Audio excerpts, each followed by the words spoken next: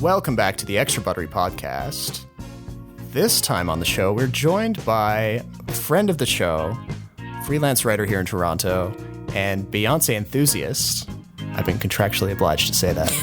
You have not. I paid you nothing. Kate Wilkinson is here, returning to the show after about a year. You were Seriously? here. Yeah, I think so. A whole year ago? Maybe give or take a month or two. Bad. We've been talking about like podcast episodes then for a year. Yeah. Well, that's all right. But I think on this little segment of today's episode, we're going to be talking about something that's near and dear to both my heart and Kate's, and that would be movies that are either set in Toronto and make Toronto the focus of their backdrop, or movies that are more effective than others in using Toronto as its scenery.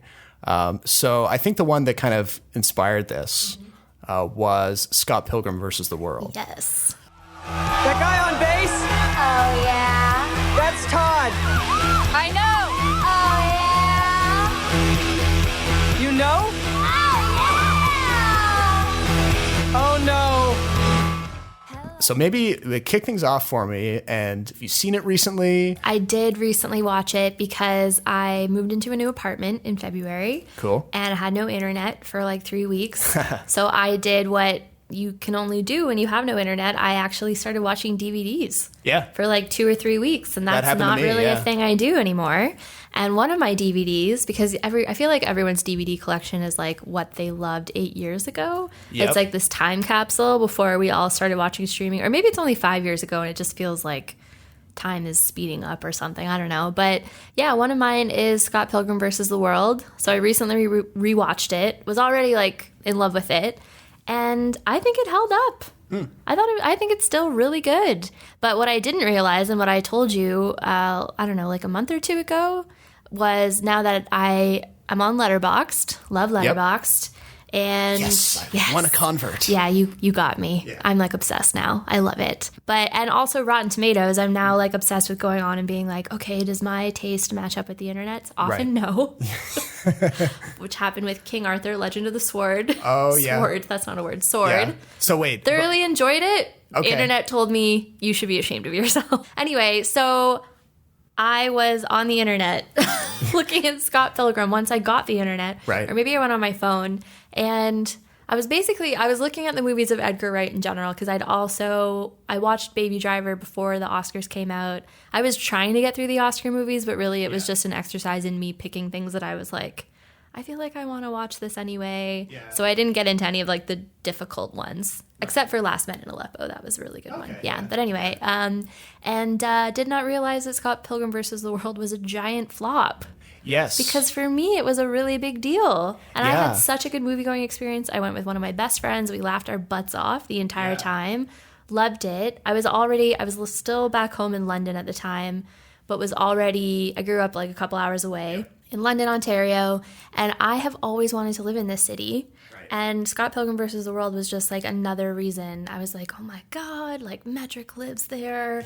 I need to go. This is such a cool city. I love it. I've loved visiting here. It has all the best shopping. Like I always wanted to live there. Pseudo-vegan Brandon Routh? Yeah, well, no, he sucks. But because the characters felt that way, I was like, I feel like my tribe could be in this city. Yeah. And Scott Pilgrim versus the World like showed me that. You know, obviously, I have not lived in a movie since being here, but important landmarks in that movie have also been important landmarks, strangely, in my living situation. Oh, yeah. As I've been here the last 5 years, two big ones. 2.5 years of my time in Toronto, I spent living around the corner from HANDMAID'S. Yep. Which is now gone and is a really And now sad corner. for listeners at home who've never been to Toronto or Oh, yeah. are agnostic to its pleasures, the HANDMAID'S was this like legendary variety store, Probably department wouldn't store. be described as a pleasure for many, but it is iconic. It's iconic, you know, it's one of those things that was just around forever and people had a sense of nostalgia about it, even if they never went inside. It was just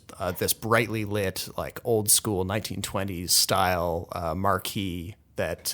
If you needed to buy 99-cent underwear that was plucked from a bin by hand and might have been touched by several other people before you got to it. Yep.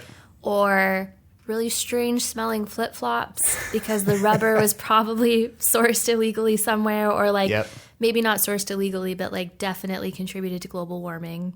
Yep. When those flip-flops were made, or like church accessories. Oh. Like you could easily buy a Virgin Mary statue or like a mini one, or like random little bottles with crosses on them that I assume were supposed to be holy water. Okay. Or maybe like so that you could take them to the Holy Land and get some holy water. Okay. Yeah. Yeah. If you needed that, Honest Ed's had it for you. And and of course he had this like lovely tradition for these beautifully hand-painted signs with lots of fun turns of phrase. I now own like 6 of. Yeah, well, they had a big fire sale before they demolished the place. Yeah, Honest Ed signs have a particular font. They're hand-painted. Yep. Their primary colors, red, blue, and yellow. Yep. And they're very recognizable, and they're iconic. And when Ramona Flowers and Scott Pilgrim are sitting in the Pizza with the members of the Sexpa Bombs, after they defeated the twins, in the background is the shining, twinkling, glowing kind of light of the Honest Eds. Yeah. And now for anybody who's listening to this episode and somehow you've missed out on Scott Pilgrim versus the World, essentially the story follows Scott Pilgrim, played by Michael Cera, who is a guitarist in a kind of struggling indie band in Toronto. The Sexpa Bombs. And he's kind of like unlucky in love. He's got a girlfriend that he's not super crazy about named Knives Chow, who's way too young for him. She's still in high school. He's like in his early 20s. Like also a Catholic school girl. Yeah. So there's a bit of an ick factor. And Asian. There. So his friend does point out the fact that he's like living a fetish. Yeah. And of course, like this is all based on a well-known graphic novel, which had been running for years and had like a total cult following. So Edgar Wright from Shaun of the Dead and Hot Fuzz came along and seemed like a pretty perfect kind of choice to helm this movie. Yeah. And kind of bring this cult classic to the screen. And, you know, using his probably like nascent star power as a director, he brought on Michael Cera to star in it. He got Mary Elizabeth Winstead to play Ramona Flowers. So that was like an early role of hers. There's Aubrey Plaza. Yep. Anna Kendrick. Yep. Brandon Routh is in there. Brie Larson. Like heavy hitters are in there. Allison Pill. Yeah. People that have since gone on to have massive careers. The guy who was in the careers. Drake video with the machine gun who played Young Neil. If you don't know what I'm talking about, go to YouTube. Young Neil is in the Drake video for Hold On, We're Going Home. Yep. And it is a wildly inappropriate miscast. Because you are not convinced that he's a gangster. No. Especially in his Miami Vice outfit. Go to the internet to find out what I'm talking about. Yes, anyway, this is important. So this movie, and I think like notably for movies at the time, it was shot in Toronto and preserved all the Toronto landmarks. Oh, also Kieran Culkin. Oh, yeah, Sorry, Kieran continue. Culkin, yeah. But yeah, it preserved all the Toronto landmarks and made no illusion about the fact that it was set in Toronto. Yeah, which was it pretty literally cool. started. It's like, was it a long time ago in Toronto, Canada? I can't remember the first words that come out, but it literally says Toronto, Canada in the opening title. And you see like sequence. all of the major landmarks. You see Casa Loma, you see CN Tower, obviously, in the skyline. So all the sorts of things that are often very cannily cut out of other movies that shoot here were all on display. So, I mean, I think for me, at the time that I watched it, I was probably like, maybe not in theaters, but maybe when it hit home video not long afterwards. And I wasn't living in Toronto at the time. I roughly knew the city, but I was living all the way out on the east coast of Canada in Newfoundland. And Newfoundland? Yeah. Not Newfoundland. No, Newfoundland. Or Newfoundland. What a sin, they would say in Newfoundland. Yeah, what a sin. What a sin. Oh, my gentle Jesus. Jumping Jesus tonight. You never do your Newfoundland accent. I didn't even do the accent. That was just the lingo. Oh, okay. Yeah. Well, it sounded like great. You had a lilt there. Jesus, Mary, and Joseph, jumping Jesus tonight.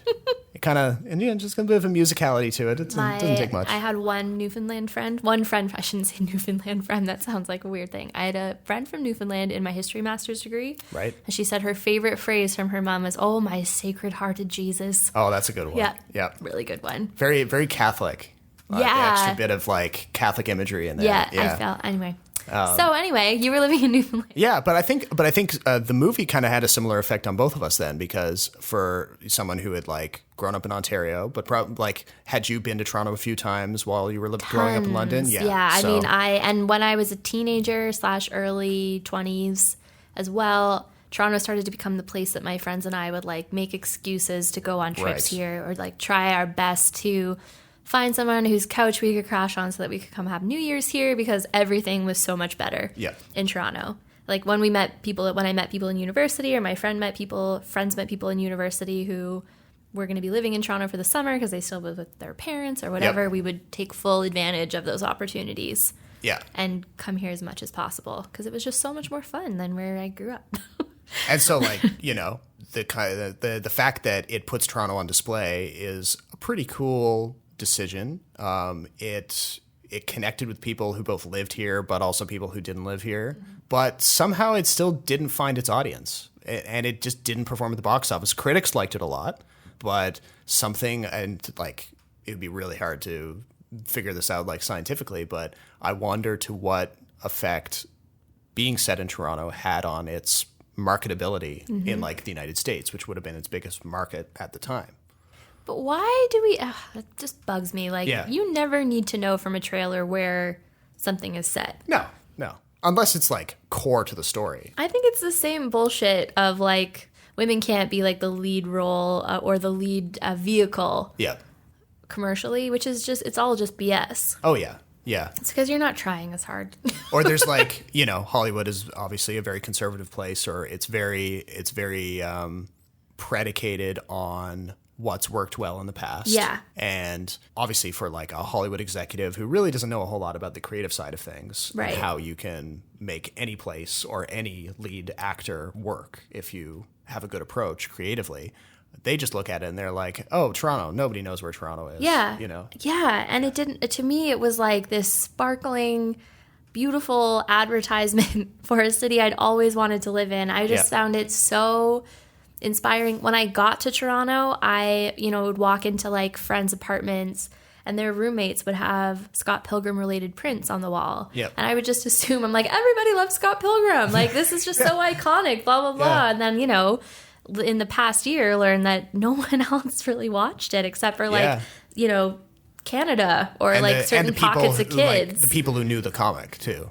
Sure, yeah. And I had never heard of it. Yeah. And I still was like, yes, I definitely need to see this. It hit so many things that I was into at the time as well. Like Metric, as I mentioned before, was one of my favorite bands in high school. Right. Back when CDs were cool, I had all the Metric CDs. Went to see them live a couple times, convinced all my friends that we had to go in undergrad, and then they started to love Metric too.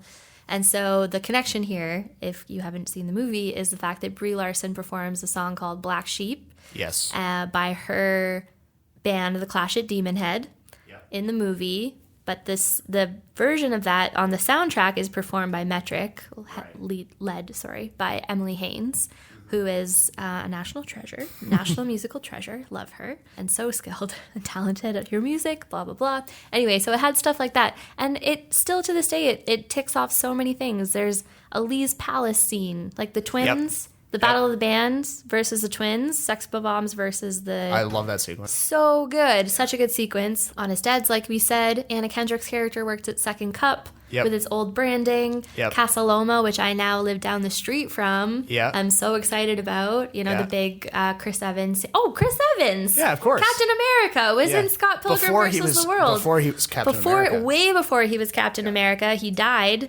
by skating down a giant rail on the Baldwin Steps, which I can walk up to get to my apartment. That is an accomplishment. That I live is steep. In an iconic neighborhood because of Scott Pilgrim. Casa Loma, by the way, was built by a super rich guy who ran out of money and then had to give it over to the city, and now it's basically a wedding venue. For context. They do escape rooms and stuff. It is a giant castle on a hill, Casa Loma.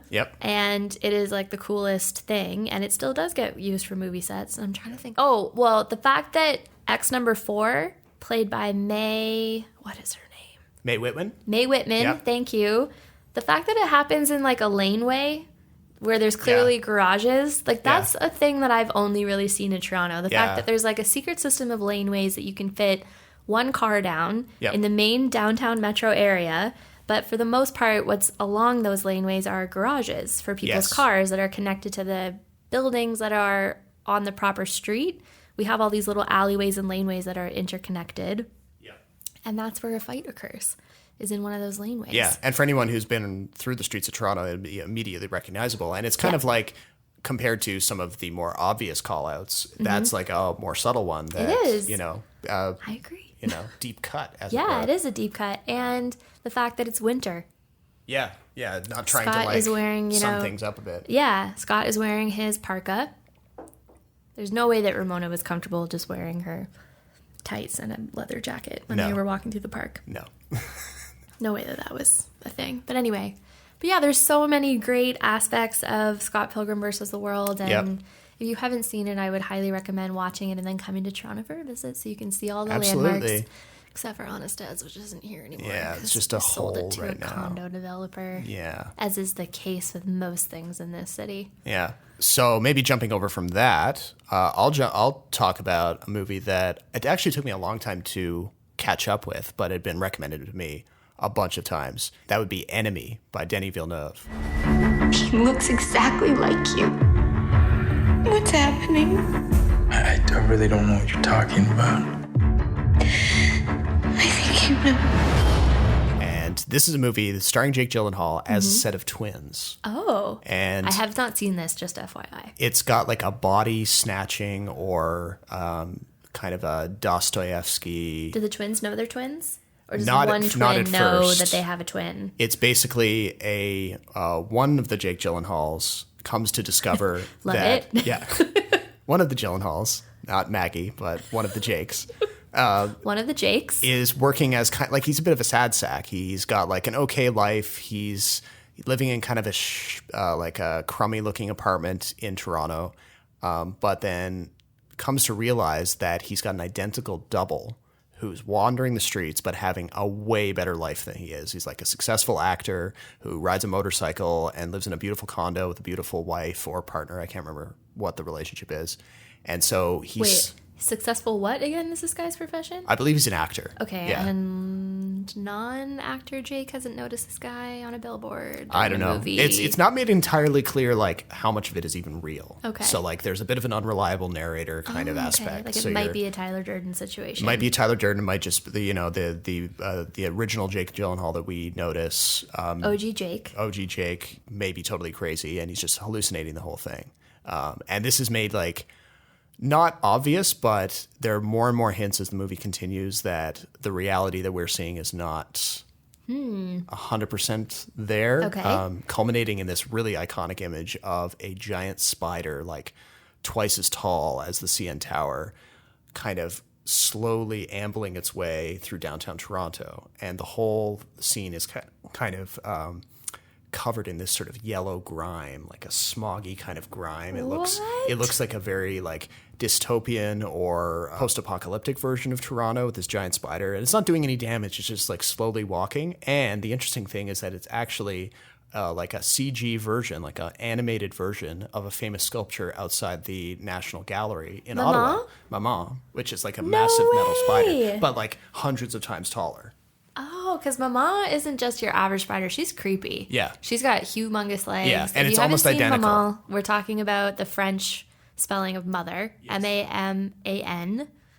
She's got eggs, too, which is this really little weird. basket of She's got a eggs. little basket of eggs under Yeah. her. She's kind of like a Westworld spider. Yeah. Yeah. Yeah. She's got huge legs and mixed with like the evil thing that we don't quite know the name of yet in Stranger Things. Yes. Yeah, it's a bit like That that. was like descending on the dance hall. Yeah, it's got the that end of vibe. season And 2. it'd be kind of interesting to know, like, if the Duffer Brothers on Stranger Things took any inspiration from... Mama?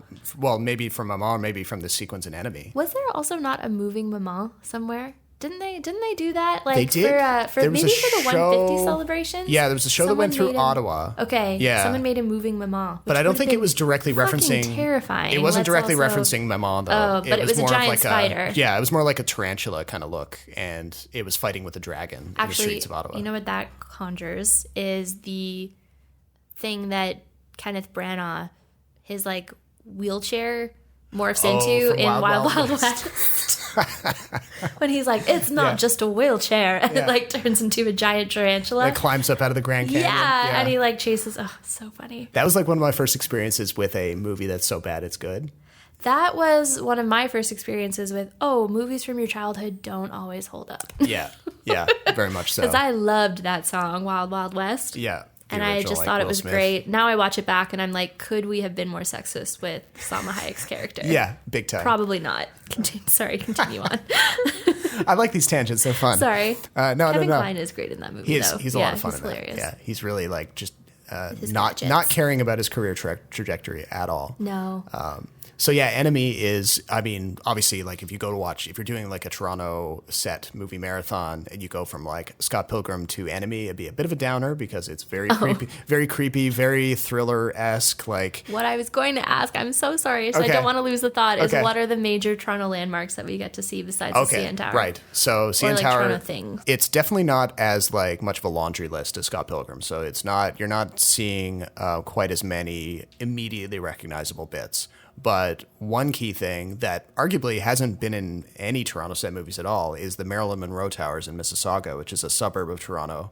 And there's a sequence where the OG Jake tracks down his doppelganger Jake at his condo in these Marilyn Monroe Towers. And explain what those are. Well, yeah, these are towers. They're very recognizable, curvy-looking condo towers that were put up in the middle of this suburban community outside Toronto.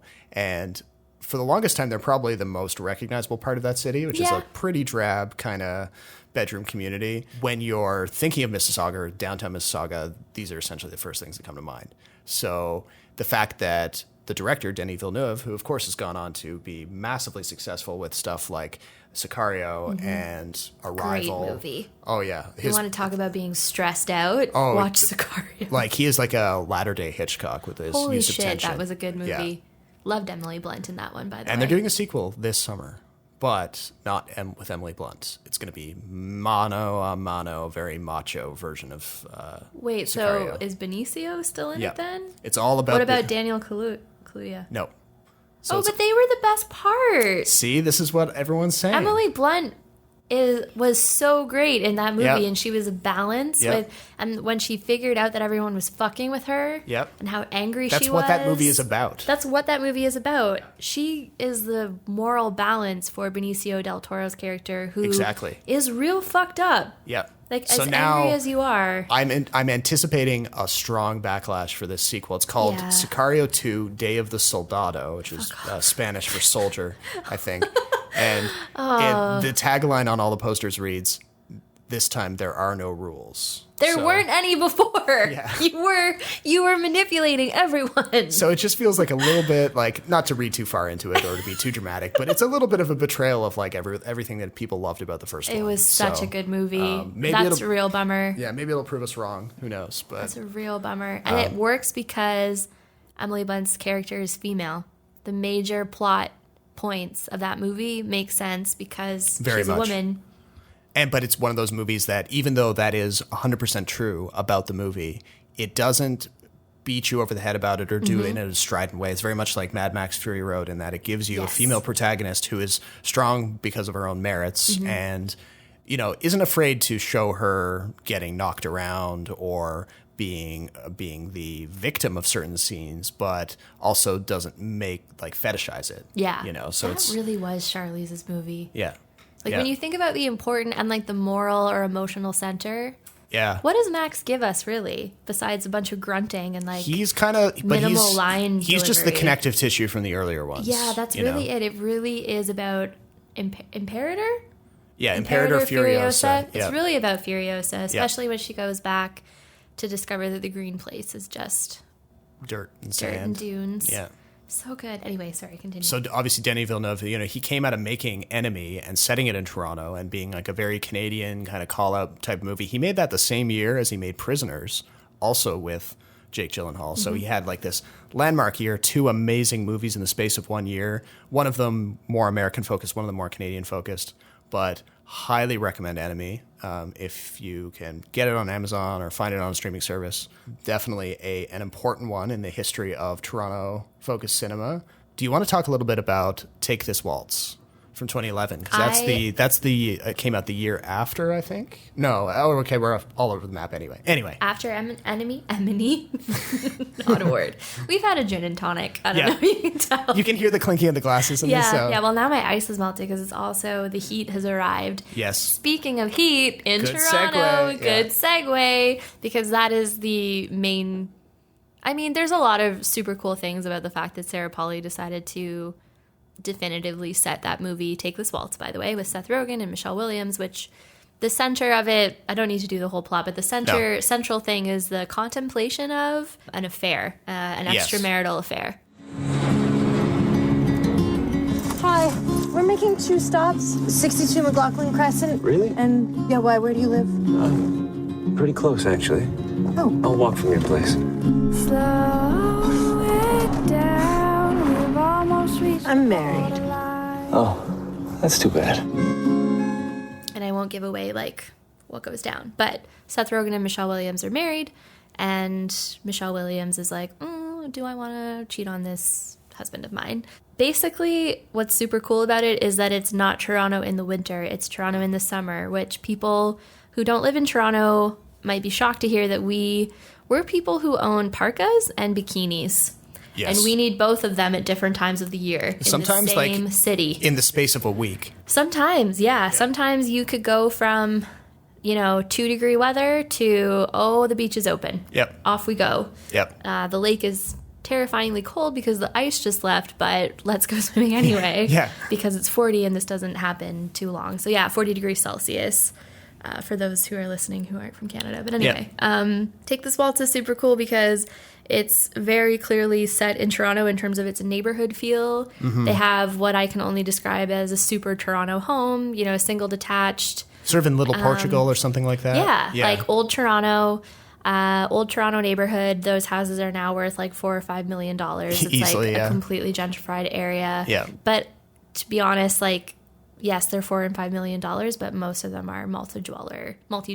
Yeah, it's places now. Split up into I've lived rentals. in mansions because I lived in the basement and paid like $8.50 a month because my roommate and I could split it. Like, it's exactly. that kind of thing. Like, it's gentrified. Well, no, I can't say that it's not gentrified because I'm like a white lady coming in. Yeah, it's gentrified, but it's not in the way that you think. It's not all single families. It's renters. Yep. And that kind of thing, which I think is gentrification anyway, but whatever, side note. But yeah, it's set in a very Toronto-looking neighborhood, and it just has that feel that you get in Toronto where everything kind of slows down and everything's a bit less stressful because we're all just trying to enjoy the outdoors while we can.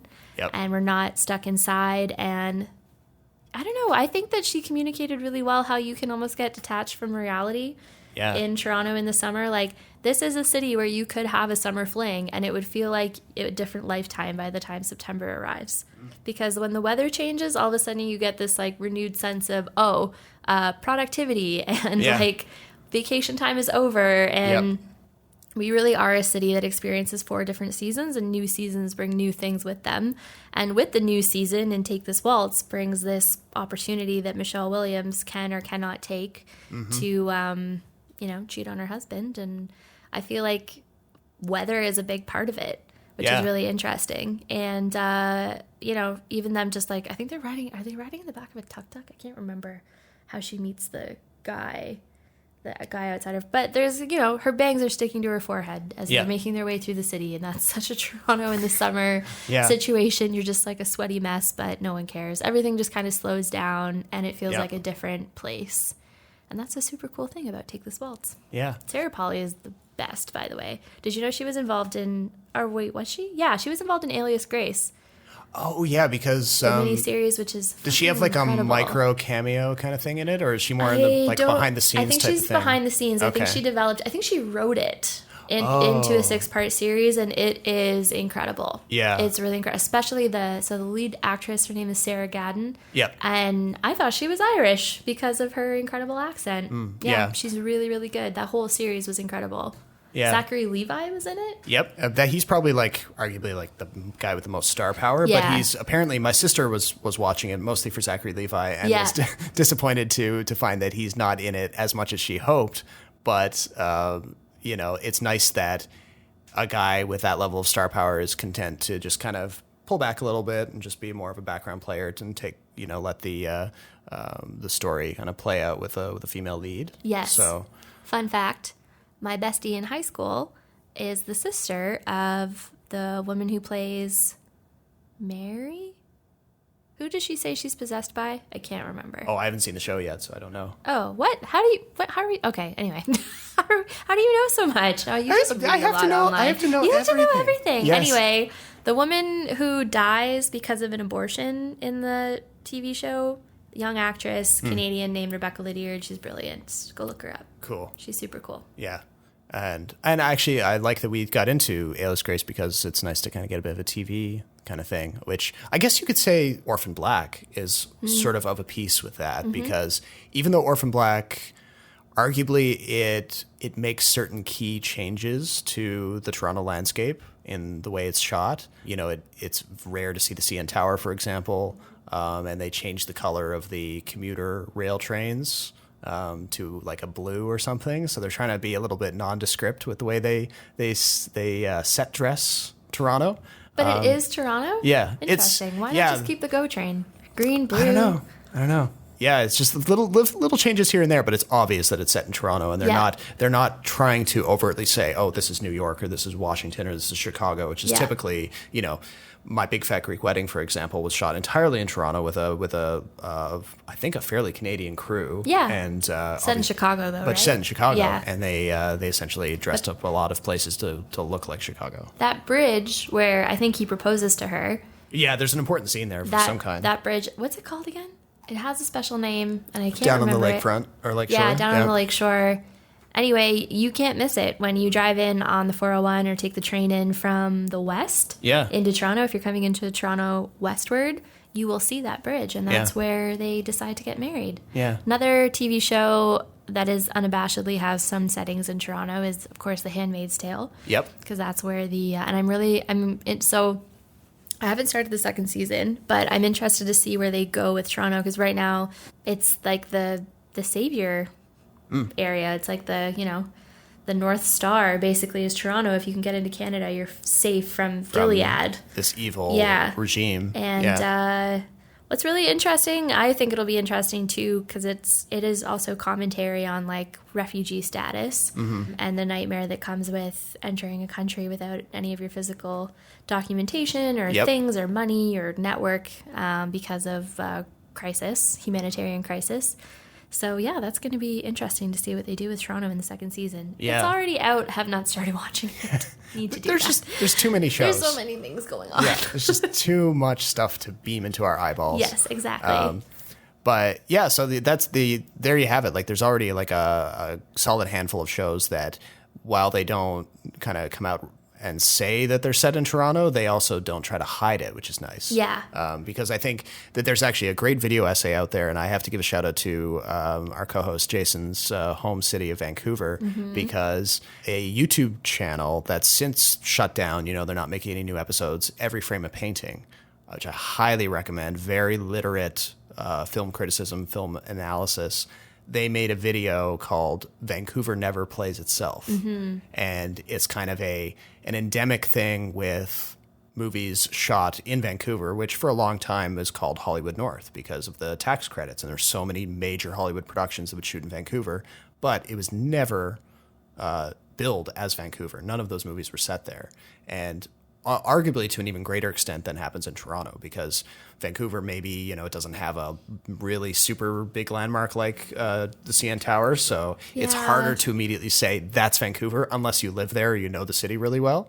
And a lot of nondescript architecture. Yeah. So, sorry, Jason. It's not, okay, I'm just going to be real. Vancouver architecture is not pretty. Yeah. Because it's surrounded by mountains. So they were like, we don't have to do a good job on the buildings. The natural setting is pretty enough. I need a soundboard with like recordings by Jason to come in at this point. But you can't deny it. Yeah. I mean, you could try, but you can't. It's not a pretty city. Yeah. When you're not facing the ocean, it's like, oh, this is okay. Yeah. And then you turn around and you're like, oh my God, the Rockies? That's where the beauty comes from, is the natural beauty. But it's one of those things where like Canadian cities, for one reason or another, whether it's like less than outstanding architecture or recognizable architecture, it's really easy to just take like a little piece of the downtown core and make it look like anywhere. Yeah. You know, like they do it in Deadpool 2, which is a pretty new release as of the time of this recording. Good on Ryan Reynolds for bringing it home. Yeah. Bringing the he revenue. Shoots everything in Vancouver, but the studio won't let him set Deadpool in Vancouver. Oh, that's so dumb. Yeah. And I'm sure he's like inwardly like boiling about that. I'm sure. Good Canadian boy, that one. Yeah. He does throw in a few Canada-centric bits and pieces in that movie. Just to, obviously, Celine Dion is on the soundtrack. And oh my God, have you seen the music video with the guy dancing in heels? Yeah. He said it was the worst thing ever to be dancing around in that suit. So did Ryan Reynolds actually do the dance? Because No, it's a guy, it's a professional dancer named that's what Yanis. I thought. Oh, I can't remember, but he is renowned for dancing in heels. Like, he does a really good job with it because he's a professional. I already said that. But yeah, he said, like, one of the worst things ever was, like, trying to move in that suit. And it was, like, hot and sweaty, but he's French-Canadian. Okay. So he was like, anything for Celine. I would do anything for her. I'm like, yeah, I would too. Well, that's a suit that Ryan Reynolds has described as, like, a big red body condom. Oh. So, I can sort of... It's like the only honest person playing a superhero right now. Yeah. Like, he kind of comes right out and says it, like, no. Like, I love that the movie gives him that license to just say whatever, like, whatever he wants. And for me, that's like, I mean, I would say I'm in the minority when it comes to Deadpool, like, in general, like the movies, because a lot of the sense of humor of those movies just doesn't connect with me, like, especially like the more like gross out humor and that kind of stuff. I'm just like, you know. But yeah, maybe my sense of humor trends like more British humor or something. It's very dry or whatever. But it is the bits where he's doing the call outs to the audience or he's drawing attention to the fact that he's from Canada that really, like, I'm like, yeah. I don't think that you're alone in thinking that the humor isn't like the best though. I have to say I didn't like laugh out loud a whole lot during Deadpool. Yeah. I think what I like the most about Deadpool is its marketing campaigns.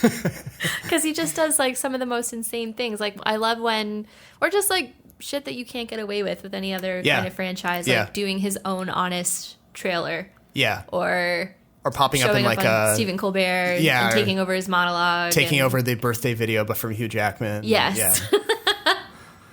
That kind of thing. Yeah. And I mean, the things that do connect with me are like, when they call out the fact that the budget probably only had room for 2 X-Men and 2 like not super interesting X-Men, except for Negasonic Teenage Warhead. Yeah, she's getting better and better with every new movie. She's getting better, but the 2 of them together, I was just kind of like, do I care about either of these 2? I don't know. I didn't really care about Ed Skrein either. I was like, of course you're a villain. Like, just look at you and listen to you. You're British.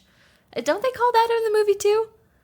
There's some kind of call out, Is TJ Miller in the new one? He is. He had, there was a little bit of, people had mixed feelings about that because obviously he had shot his role well before the accusations of like the extreme sexual abuse kind of came out. And I think the studio, and I think even Ryan Reynolds had to dance a little bit of a jig around why he was left in the film, but well, with any luck, he died in the second one, so we'll see. No. Not in real life. I don't wish death on people in real life, but like, let's not give them any more. I think work. It's been confirmed that he's not coming back in the third one. So, yeah, there was an explosion, I'm sure. Yeah, at the bar where he works in Deadpool.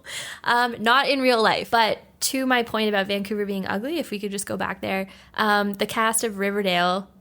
Specifically the guy who plays Archie, KJ Apa, got into like a Twitter hate on with, or people were hating on him because I think in an interview they were like, what do you think about shooting in Vancouver? And he was like, it's super boring. And everyone was like, screw you, man. Like, Vancouver's my hometown. But like, he's not wrong. Like, it takes forever. My Vancouver friends are going to hate me right now. But honestly, it takes freaking forever to get around there.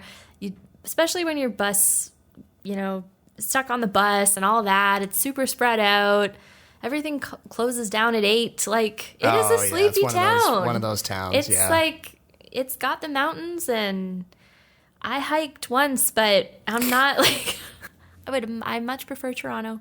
All right. I really do. And Yeah. I'm sure that'll get you some hate, but I don't care. Well, 'Cause I'm right. I look forward to it. I relish the nasty comments, but I've pledged to Jason that I will go out to Vancouver at some point in the future, and we will record an actual a full episode of the show with the two of us in the same room, which I think will be a bit of a banner event. Jay, I can say for sure, does have one of the best views of the city. Yeah. I have visited him. Maybe it would be an opportunity for a video podcast that you actually see the two of us in real life. That would be fun. Yeah. Okay, we didn't talk about a big movie. Oh. Big movie from this year. Toronto. You don't know it's Toronto, but it's definitely filmed here. It won the Best Picture Oscar. Oh, here we go. Yeah. Okay. So, and the reason I didn't quite follow is because I think of it more as a Hamilton movie than a Toronto movie. But what? No, come on. Elgin and Winter Garden? That's Toronto. But all of where Eliza lives in Shape of Water is downtown Hamilton, pretty much. I mean, the actual big exteriors pieces, and stuff. though. Yeah. Big pieces of the plot. Obviously when she's like, "Where did my fish man go?" and he's in the theater.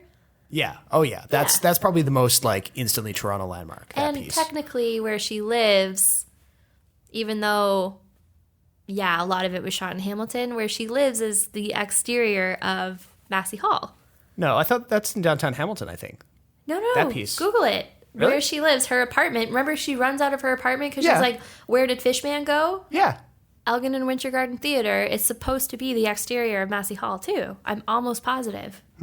Okay. Maybe maybe I'm wrong. I thought it was because it looked like downtown Hamilton to me. That movie was crazy.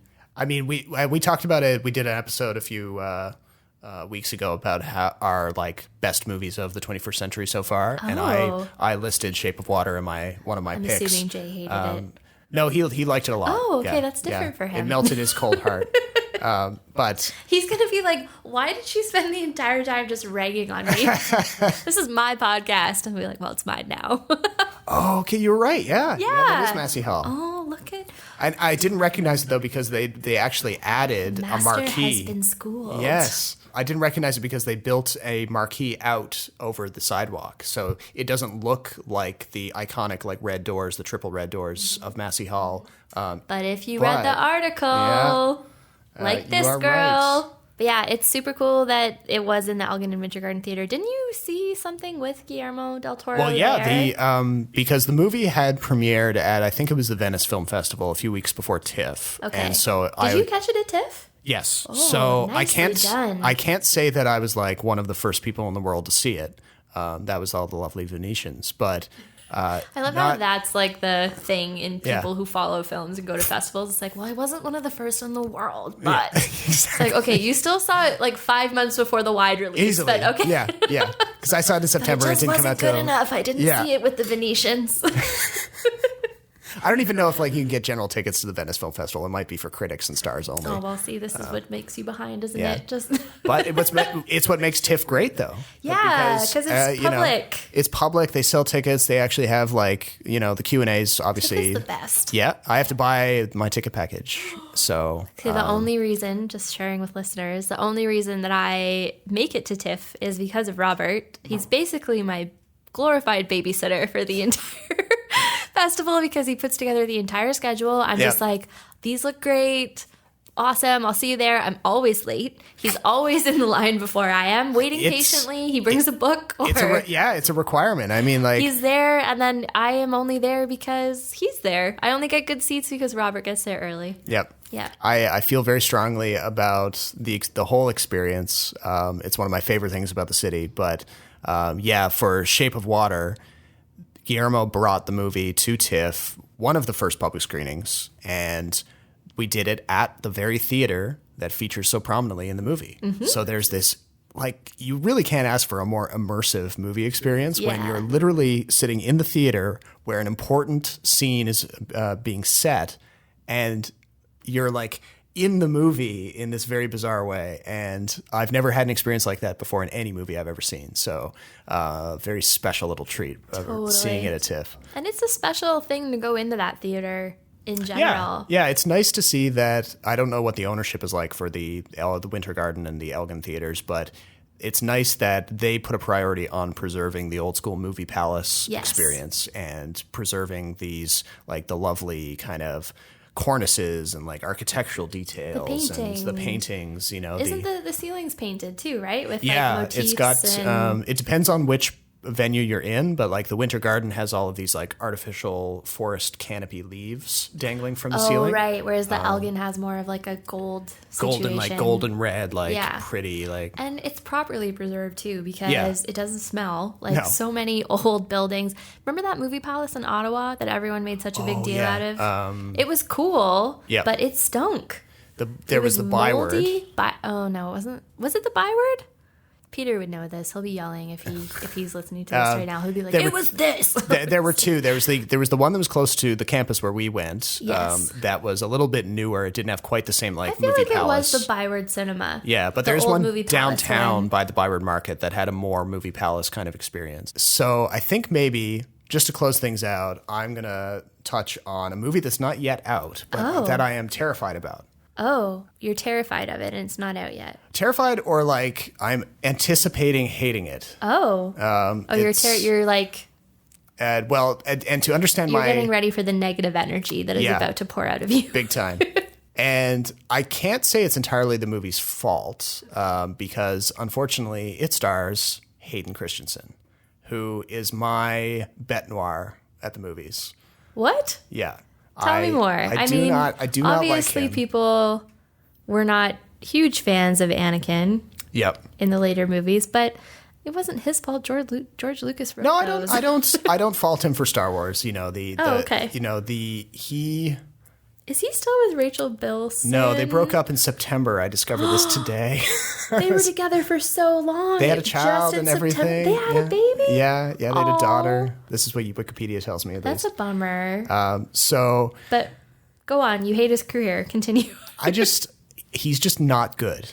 Okay. He's not a good actor. I don't care. People will defend him. Honestly, I have only seen the 2 Star Wars movies with him in that's it, fair. And they weren't good. But Natalie Portman also wasn't good in those. No. So anyway, the movie that people often bring up to defend Hayden Christensen is something called Shattered Glass, where he plays Stephen Glass, who was a great play on words. Yeah, he was a mentally ill, total faker, a journalist who wrote for the New Republic in I think it was the 90s or maybe early 2000s. Oh, okay. And was totally found out, that this is a guy who was going around getting all these accolades from the journalism industry for writing these amazing profiles of people who, like, the sources seemed impossible to get, and he was reporting these stories that were just like... Because he didn't have them. Yeah, and that's the revelation, right? And now... Stephen Glass. So he's a real person? He's a real person. It was a biopic. Okay. And people who know Hayden Christensen's career will often cite this movie as this is proof that he can act. He can do it, guys. My rebuttal is that it just so happens that Stephen Glass, at least in the way he's portrayed in the movie, is a very Hayden Christensen type in that he has problems emoting and is a very wooden type of person. And it works for the character because you can believe that, like, here's an emotionless guy who could totally justify pulling this big sham and all this stuff. He's only pretending to imitate human emotions. Yeah. So it just like works. Hayden Christensen. Yeah. So... So fine, obviously a lot of it comes down to taste, but I've seen a few of Hayden's subsequent movies and it just feels like, here's this Canadian guy who was given this amazing platform of being the star of the new Star Wars films back in the early 2000s, and he's just squandered it. And I don't know if he squandered it because he picks movies that just don't work with his acting style. Maybe he needs to do more Shattered Glass stuff. I don't know.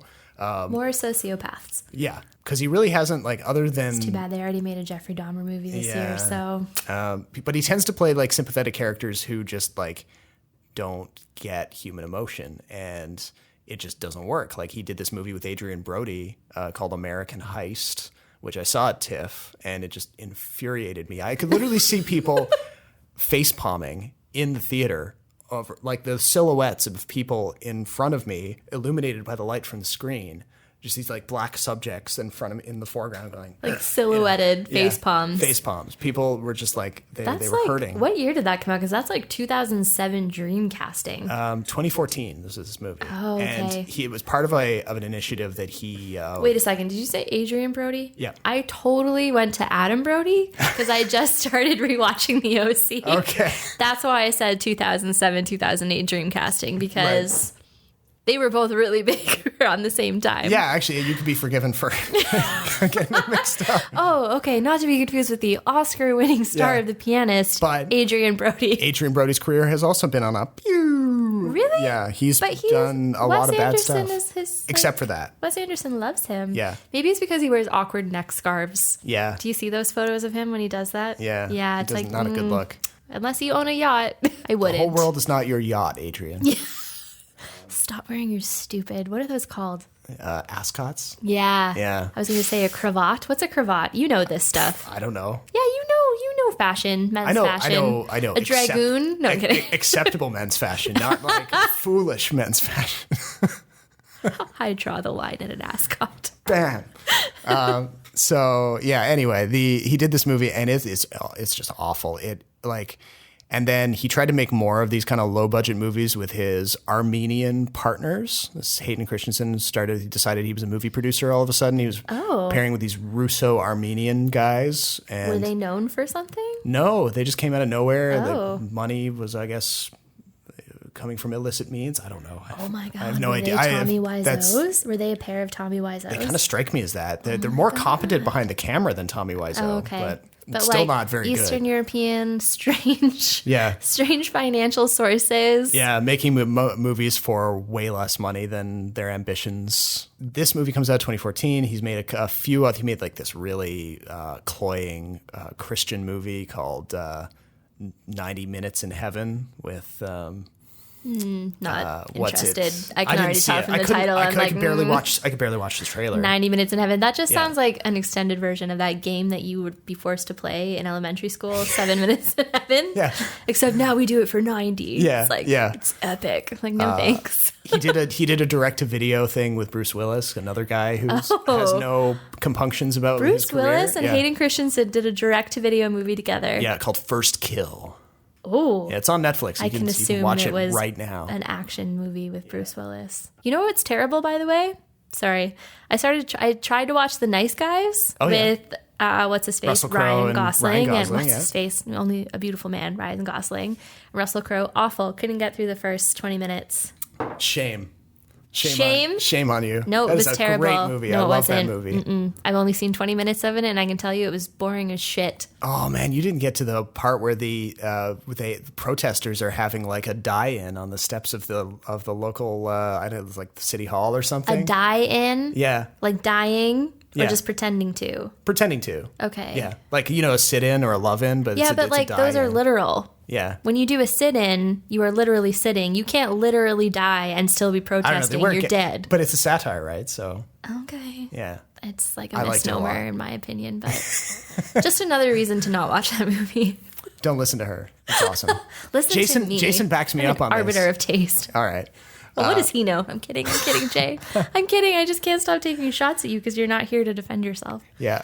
Sorry. Continue. What are we talking about? Hayden Christensen. Right. Okay. Yeah. Direct to video. Bruce Willis. Yeah. Continue. So he's back. You can see the gin and tonic is going. You can hear it clinking. So Christensen, a pox on moviegoers everywhere. Not quite. He's not that bad, but he's doing this movie called Little Italy. Okay. And it's about our Little Italy. Apparently, all of the set photos show him alongside Emma Roberts. Okay. Already creepy because she's like 15 years younger than him. Yeah. How old is he now? He's in his mid to late 30s. Okay. Yeah, and she's like early 20s, right? Yeah. So there's already enough of an age difference that it's right on the knife's edge of being and creepy. She's the love interest? Yeah. And get this, Little Italy, but it's a Romeo and Juliet adaptation. But instead of the Capulets and the Montagues, I assume Hayden Christensen is playing Romeo and Emma Roberts is playing Juliet. They are rival pizzeria companies in Toronto's Little Italy, and he's shown in the set photos wearing like a Blue Jays jersey of some kind as part of his wardrobe. So it's going to be set in Toronto, but depicting a fictional rivalry between pizzerias with like a very, if you can hear the sound that Kate is making, that is how I feel about this movie, because it's probably going to take its Toronto setting and it's probably not going to use it very well, or it's going to... I want to watch this. Yeah, so it's just going to be... Pizzerias aren't even the big thing in Little Italy. It's gelato and pasta. Yeah. I mean, since when were there like, people staring or glaring out of shop windows along College Street and kind of like... Oh, because it's the Capulets and the Montagues. Yeah, I don't know. Yeah, well, I mean, I suppose that's artistic license to a certain extent, but you don't need to wear a Blue Jays jersey. Yeah. And I just worry... To, like, make it Toronto. No. And I just worry that it's going to be, like, it's going to take some landmarks or it's going to take some stuff like the Blue Jays logo and just kind of misappropriate it. And to say nothing of the totally unproven quality of Christensen's Shakespeare adaptation. Because I've never heard the guy do... do you think they're going to do it like Baz Luhrmann did? Like... Actually do the... I have no idea. Or if they're going to do more of like a she's the man approach to Shakespeare. I hope it's the latter, just because I've never heard him do like similes and poetry or anything. I don't know if his mouth could get around the words. So yeah, like a she's the man thing, or like 10 Things I Hate About You. That would be... One great pizzeria though in Little Italy, if you haven't been, across from the Monarch Pub and Tavern, Batondo's. You can't sit in it. You have to, and it's cash only. Right. But it is worth it. You get a pizza slice, it's like a quarter of a regular pizza, how big it is. Nice. And you're allowed to take it into the Monarch, eat it in the Monarch, play pool, and drink beer at the same time, because That's the awesome. Monarch is super chill. We have to do that sometime. Yeah. Oh, we are going. It's great. It's like I've heard of Batondo's. necessary. Like a former colleague of mine recommended it to me, but and it's the kind of place where, like, like, if someone was wandering by and wasn't from the area, they'd be like, well, that place looks sketchy, but they don't know. Yeah. They don't know the truth. So what I am cringingly expecting is like Hayden Christensen wandering into like imitation Batondo's and saying like, I don't like her, or maybe I do, or a rose by any other name would smell as sweet. Do you think he's going to be a lackadaisical Romeo? That's how he delivers all of his lines. He's pretty, like Romeo, the character, is pretty convinced that he loves her, like off the bat. I But don't you think he's going to be more of like, I don't know. That's how he like delivers all of his lines. Romeo. Yeah, that's his well, problem. then in that case, he should not be allowed to adapt Shakespeare, because they're very committed to how they feel So from the get-go. So unfortunately, we're kind of ending this segment on a little bit of a downer, because it's not a Toronto. We're not excited to see. Yeah, Toronto. We're not excited to see on film. But maybe we'll flip back around and just say, like, if you're listening to this podcast, if you've never been to Toronto, you have to watch Scott Pilgrim first of all. Mm-hmm. That probably depicts Toronto in its greatest light of any recent movie. Yes. Then maybe if you're up for something a little bit more spooky, Enemy. Okay. And then take this waltz if you want a kind of Summer. happy medium between Scott Pilgrim and Enemy, like something that's got its dramatic bits, but also it's kind of nice representation of Toronto, or a fair representation of Toronto. But yeah, thanks very much for being on the show today. Thanks for having me. Yeah. It's been so fun. Yeah. I'm, 2 gin and tonics in and feeling fine. Exactly, but I think we got some good stuff. Yeah, so I we agree. will have to have you back on sooner than a year from now. Yep. Yeah. 100%. Thanks, Rob and All Jay right. from afar. It's been swell. Cool.